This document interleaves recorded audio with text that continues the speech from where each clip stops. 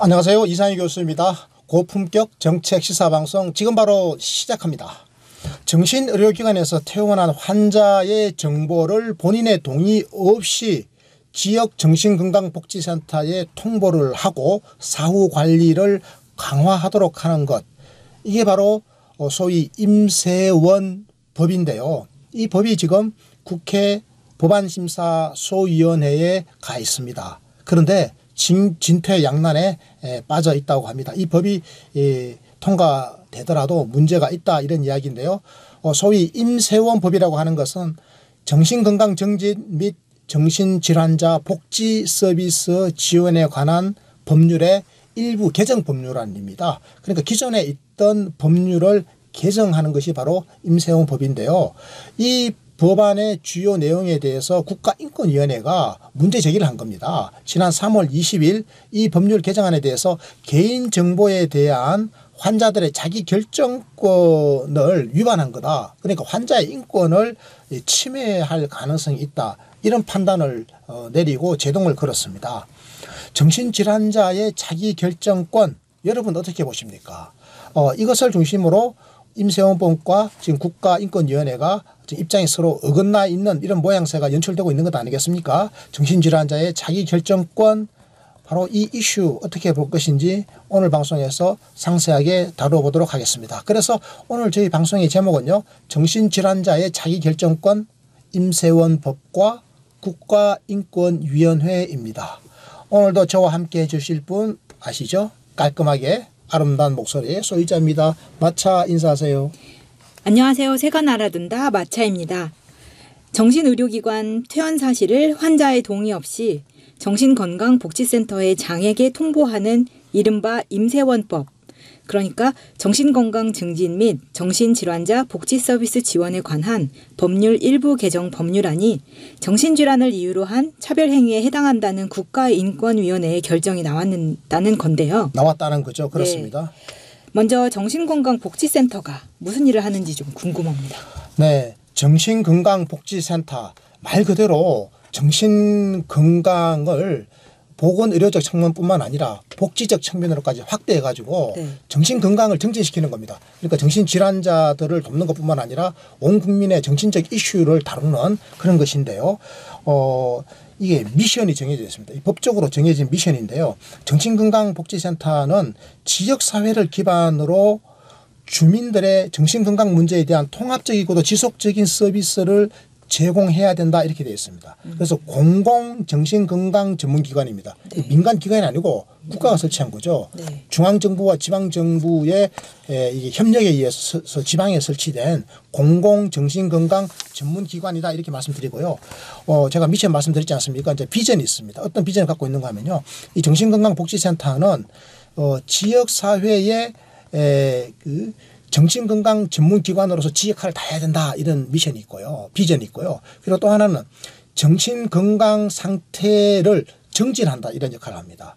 그리고 정신건강 문제를 조기에 발견해 가지고 조기에 개입하겠다. 그래서 전문적인 서비스를 통합적으로 제공하겠다, 이런 기관을 비전으로 가지고 있고요. 또 정신질환을 앓고 있는 사람, 그 정신질환자죠. 이분들을 사회에 복귀시키는 일을 담당하겠다. 그래서 사회 통합을 도모하는 기관이 되겠다, 이런 겁니다. 그러니까 궁극적인 사업의 목적은 정신질환의 예방과 치료가 되겠고요. 정신질환자의 재활, 그리고 정신건강 친화적인 사회 환경을 조성하는 것, 전체적으로 보면 국민의 건강 정진을 도모하는 것, 그러니까 정신건강의 정진 도모. 무슨 말인지 이해가 가시죠? 네. 사회 전체적으로는 우리 국민의 정신건강 정진을 도모하는 것이 바로 이 정신건강복지센터. 네, 이런 정신건강복지센터가 지역사회를 기반으로 이렇게 만들어졌다는 이유는 그만큼 수요도 있기 때문이잖아요. 그렇습니다. 이게요, 어디에 설치되어 있는가를 보시면 아는데 국가 또는 지방자치단체에 이게 설치가 되어 있거든요. 그러니까 광역시도별로 하나씩 있습니다. 우리나라가 17개 광역시도가 있지 않습니까? 뭐 제주도, 서울, 뭐 경기 이렇게 해가지고 17개 하나씩 다 있습니다. 광역 단위로. 그리고요, 그러니까 정신건강복지센터가 광역 단위로 있고, 그리고 기초 단위로도요, 인구 20만 미만인 시군구 있죠. 하나씩 다 있습니다. 그러면 큰 병원에 무슨 정신과에 가지 않아도 네. 그냥 쉽게 내가 나 좀 너무 우울해가지고 네. 우울증 같아라고 생각했을 때 쉽게 갈 수 있어서 오히려 정신과에 대한 뭐 거부감이라든가 이런 걸 좀 줄여주는 그런. 마차 별풍선 날아가요. 네. 그렇죠. 바로 그겁니다. 네. 그 정신과에 가기 전에 이 지역사회에 있거든요. 네. 시군구마다 인구 20만 미만의 시군구마다 하나 있고 그 인구가 20만 넘는 데 있죠. 네. 성남시 같은 데는 뭐 20만 넘잖아요. 네. 그런 데는 인구 20만 명 넘으면 인구 20만 명당 하나씩 추가로도 설치하는 겁니다. 인구가 40만 명에게 2개 설치할 수도 있고요. 무슨 말 알겠죠. 네. 60만 명이면 3개소까지 설치가 가능해요. 그러니까 우리 동네에서 버스 타면 뭐 불과 1, 20분 거리에 이게 있는 겁니다. 여기 가면요. 여기는 정신건강을 전문으로 하는 정신보건 간호사가 있습니다. 그리고 사회복지사도 있고요. 정신건강 전문 사회복지사가 있습니다. 충분한 상담을 할 수 있고요. 네. 필요하다면 그게 정신과 의사도 있습니다. 정신과 의사하고 또 상담도 할 수 있습니다. 그러니까 지역사회의 전반적인 정신보건 문제, 건강 문제를 다루고요. 네. 또 필요하다면 전문 의료진하고 연계도 시켜줍니다. 그러니까 지역에 있는 정신과 의료기관하고 연계가지고 정신과 전문의 심청 진단을 받도록 또 도와주는 거죠. 네. 그런 겁니다. 그러면 인권위가 개정 법률안의 입법 취지는 타당하다고 인정을 하면서도 네. 실효성은 미비하다고 판단을 했는데요. 네. 이건 어떻게 해야 될까요? 네, 그러니까 이게 이번에 그 법률 개정안 말하는 거잖아요. 네. 임세원 교수, 네, 임세원법. 임세원법 그 법이 이제 개정 법률안인데 이것의 입법 취지는 타당하다라고 국가인권위원회도 인정을 하는 겁니다. 그런데 네. 이게 실효성이 있겠는가? 실효성도 없이 괜히 그냥 그 환자의 인권만 침해하는 거 아니냐? 이런 문제 제기를 하고 있는 건데요. 인권위가 공개한 결정문을 보면 이렇습니다. 일부 개정 법률안의 입법 취지는 자해 혹은 타해 그리고 범죄, 치료 중단의 우려가 있는 퇴원 환자에 대한 체계적인 관리 그리고 지원을 위해서 퇴원 사실을 지역사회에 있는 정신건강복지센터하고 공유하기 위함이다라고 하는 거 아니겠습니까? 그러나 인권위원회는 이런 이야기를 합니다. 퇴원 사실을 공유한다라고 해서 환자의 체계적인 관리가 이루어지겠는가? 이런 의문을 표시하는 겁니다. 그러니까 이 정보의 공유만으로 체계적인 관리가 이루어진다고 보기는 어렵다 이런 거죠. 정신건강복지센터의 사례관리 요원 그러니까 정신보건을 전문으로 한 간호사입니다. 네. 이런 분들이 사례관리 요원인데요. 사례관리 요원 한 명이 평균 70명에서 100명 정도의 정신질환을 가진 분들을 지원하고 돌보고 있는 겁니다. 이게 우리 현실인데 이런 현실에 비추어 볼 때 정신건강복지센터에 대한 인력의 보강이라든지 기능 강화가 이루어지지 않고 이런 상태에서 환자의 퇴원 사실을 그 정보를 여기다 알려준다라고 해서 네. 정보를 공유한다라고 해서 과연 체계적인 관리가 되겠는가 이런 문제 제기를 한 겁니다. 이해가 가시죠? 네. 인권위는 퇴원한 정신질환자에게 지역사회 연계 관리 서비스에 대한 정보를 제공을 해서 환자들이 자발적으로 퇴원 정보를 제공할 수 있도록 해야 한다. 이렇게 주장을 하고 있는데요. 얼핏 들으면 옳은만 같기는 한데 네. 환자들이 자발적으로 퇴원 정보를 제공을 할지 이게 문제가 되겠네요. 만약에 마차가 조울증을 앓고 있어요. 네. 생각해 보십시오. 우울한 상태에서 네. 대학병원에 가가지고 치료를 받았습니다. 너무 심해가지고 막 자살 충동도 있고 해가지고 입원을 했었습니다. 그리고 이제 좀 상황이 좋아져서 퇴원했어요. 네. 근데 정신이 좀 돌아온 거죠 정상적으로. 네. 집으로 가려고 그러는데 그런데 그 정신과 의사 선생님이 야 내가 네 정보를 네가 사는 지역에 정신건강복지센터에 네 정보를 넘겨버린다. 그러면 동의하겠습니까? 이게 쉽지가 않다 이 말이에요. 그러니까 실질적으로 그 인권위원회가 하는 말이 이 퇴원 사실 통보에 동의하겠냐라고 물어보니까 네. 동의하겠다라고 하는 비율이 10%에 불과했다라는 거 하는 거예요. 네. 마차도 아마 동의 안 할 겁니다. 내 그 우울증 걸린 거 온 동네 방네 다 뭐 소문낼 일이 있어 우리 동네 왜 알리지 마 그럴 겁니다. 그러면 이제 마차가 퇴원하고 난 다음에 다시 병원으로 오지 않으면 네. 그 지역 사회에서 무슨 문제를 일으키더라도 자해라든지 타해라든지 무슨 문제를 일으키더라도 아무도 모르는 겁니다. 이제 가족밖에 모르는 거죠. 가족과 본인. 근데 만약에 가족도 제대로 돌봐주지 못하는 상황이라면 본인의 의사결정인데 본인의 이제 정신병 상태가 심해지면 정신질환 상태가 심해지면 이제 스스로 어떻게 할 수 없는 상태에 빠지게 되면 누구도 도와주지 않잖아요. 네. 그래서 지역 사회에서 이걸 좀 도와주는 사례 관리자가 주기적으로 연락을 하면 얼마나 좋겠어요. 근데 마차는 또 그걸 신뢰하지를 못하는 겁니다. 이런 상황인데 어떻게 하면 좋겠습니까? 그래서 인권위원회는 이런 이야기를 합니다.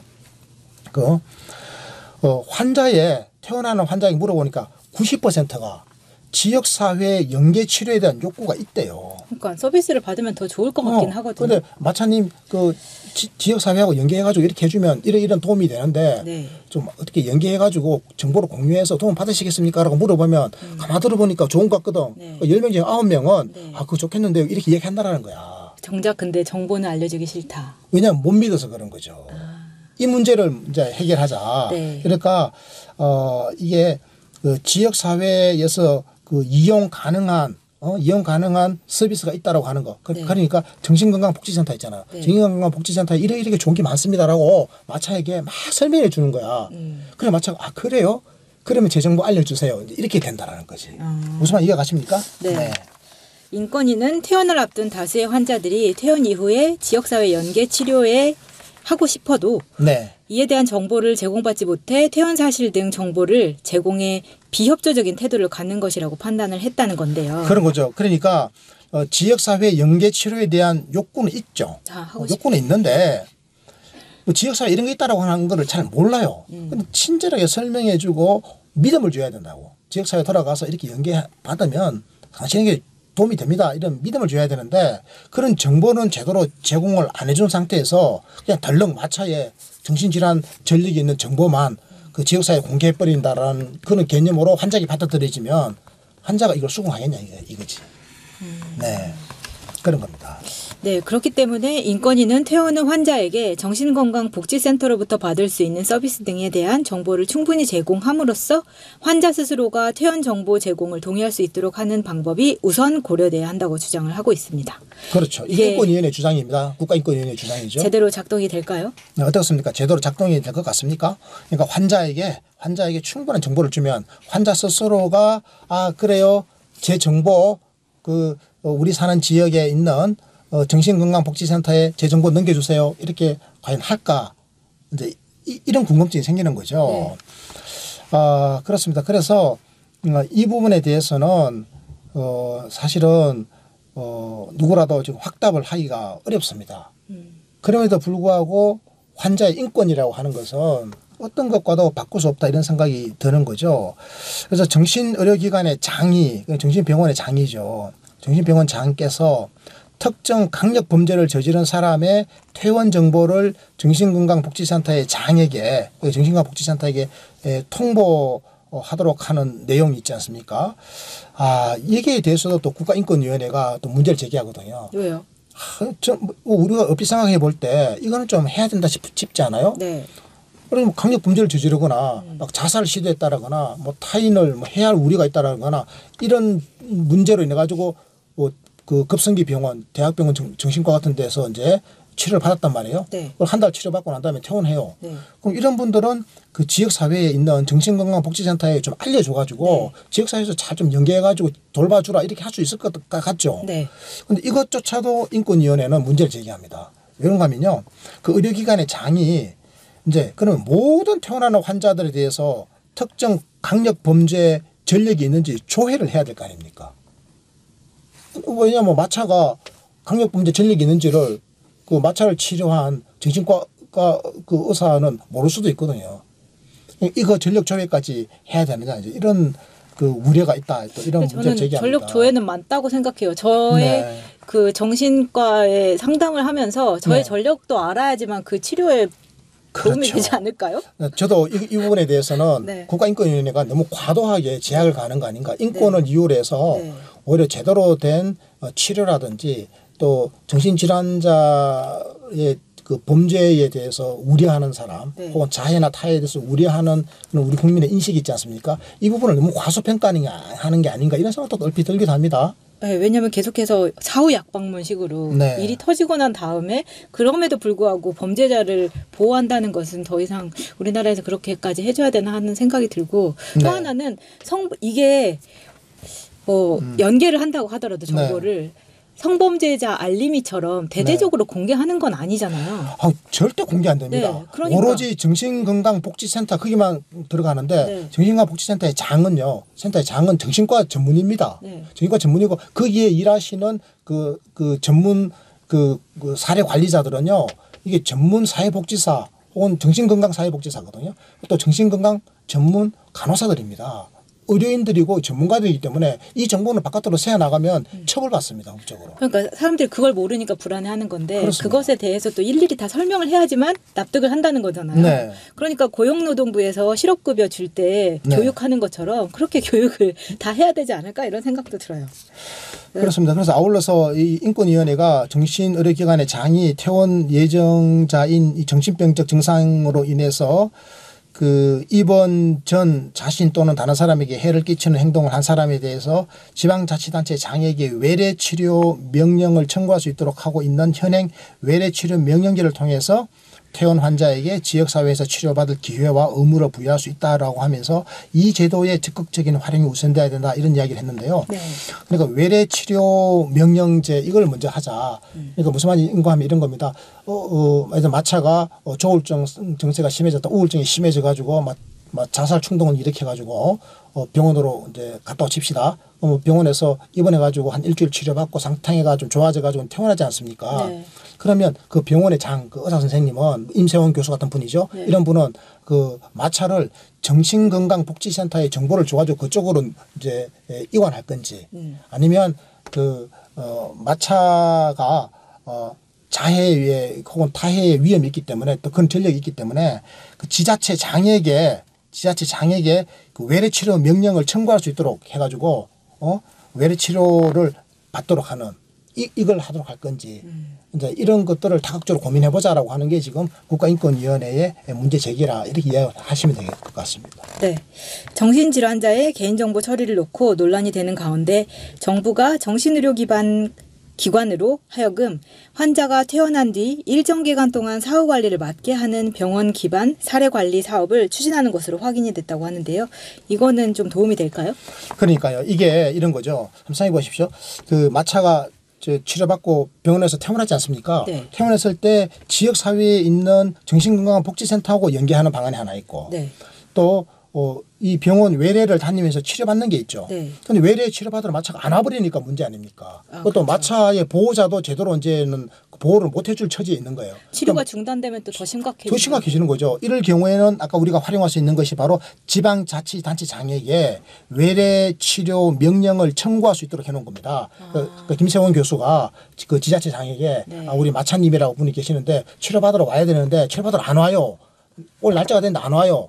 그래서 연락해보니까 연락도 안 돼요. 이분 찾아가지고 치료받도록 치료 명령을 해 주십시오. 그럼 외래 치료 명령제에 따라가지고 지방자치단체장이 마차에게 외래 치료를 명령하는 겁니다. 이게 그러면 바로 강제로 잡아가는 겁니다. 이게 바로 강제 진단. 맞습니다. 이제 강제로 잡아다가 강제 치료죠. 그렇죠. 강제 치료를 외래 치료를 받도록 만드는 겁니다. 그럼 이걸 할 거냐? 지금 이 두 가지가 있지 않습니까? 그런데 네. 지금 제3의 방법이 나온 겁니다.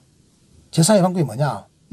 환자가 퇴원한 뒤에 일정 기간 동안은 사후 관리를 병원에서 맡도록 하자는 겁니다. 병원에 외래로 오는 게 아니고 병원이 잘 사는지를 주기적으로 간호사를 보내가지고 확인한다라든지 네. 정보를 소통하는 겁니다. 그건 되겠죠. 근데 그거는 공공기관에 사는 것보다 비용이 더 들겠네요. 비용이 조금 더 들 수도 있는데 어쨌건 마차를 진료했던 그 병원의 의사와 간호사가 마차하고 서로 연결을 하기 때문에 네. 마차는 그냥 집에서 사는 겁니다. 그러면서 잘 지내고 있구나 하고 확인하고 또 때로는 또 방문하거나 전화 상담도 하고 이렇게 하는 게 바로 병원을 기반으로 하는 사례 관리 사업이거든요. 이렇게 하면 마차도 거부감이 없고 네. 병원 가기 싫은데 안 가도 되고 네. 그렇잖아요. 혹시 환자 입장에서는 이게 더 접근성도 좋을 수도 있지 않겠습니까? 네. 그래서 이런 시범 사업을 정부가 올 하반기부터 한번 시작해 보겠다. 이게 바로 병원 기반 사례 관리입니다. 이렇게 되게 되면 정신질환자를 치료하는 병원이 사례관리사를 두고 이 사례관리사가 환자들이 퇴원한 뒤에 일정 기간 동안에는 그 이분들의 치료 관리 잘 받고 있는지 여부를 확인하는 거죠. 그리고 또 필요하다면 이분들이 또 정신건강복지센터 등에 자연스럽게 연결해 주도록 저랑 같이 한번 가봐요 하고 자연스럽게 데리고 가면 혼자 가세요 그러면 이상할 텐데 네. 자연스럽게 이렇게 이게 실제로 미국, 대만, 홍콩에서 이미 하고 있대요. 국내에서는 한 번도 된 적이 없는데 이번에 한번 시도해 보겠다라고 하는 건데 저는 이게 되면은 훨씬 더 도움이 될 것 같습니다.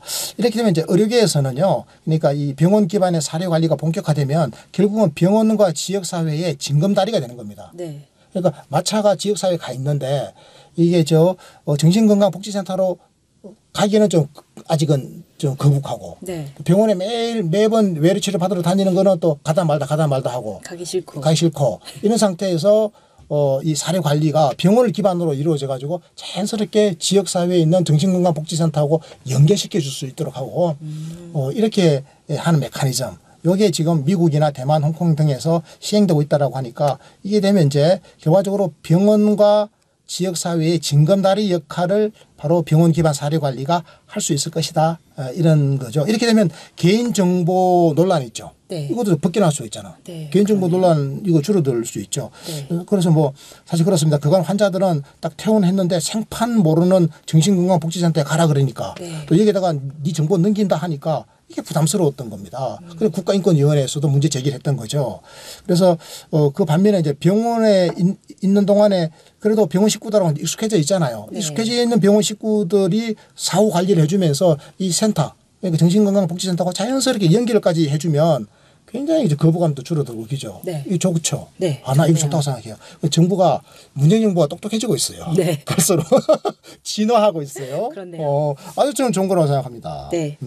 이 사업이 앞으로 제대로 시행된다면 퇴원한 정신질환자들이 사후 관리를 하지 않고 지역사회에 방치되는 문제는 개선될 수 있을 것 같습니다.